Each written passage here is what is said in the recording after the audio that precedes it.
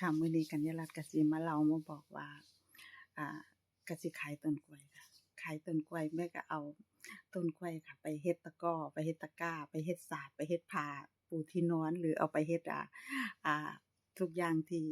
ต้นกล้วยเฮ็ดได้แม่นบ่ค่ะจักสานเอามาขายแม่นบ่แล้วก็เฮาก็สิเอาใบแห้งใบแก่มันไปขายค่ะอันนี้ก็คือชุดนี้ก็คือขายต้นกล้วยค่ะดอกมันเฮาก็สิเอามาขายคือกันค่ะดอกต้นกล้วยหน่วย พอหน่วยแก่เฮาก็สิขายค่ะแล้วก็เฉพาะหน่วยสุกมันมาขายเฮ็ดได้หลายอย่างคือหน่วยสุกอะค่ะเอามากินเอามาบำรุงเฮ็ดอาหารเสริมหรือเฮ็ด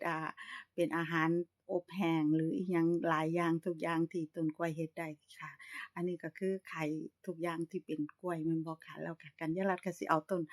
หน่วยสุกมันมาทอดขายคือกันค่ะเอาหน่วยสุกมันมาทอดขายอันนี้ก็คือ ขายทุกอย่างที่เป็นของต้นกล้วยค่ะแม้กระทั่งจิตวิญญาณของต้นกล้วยเฮาก็สิขายเด้อจ้า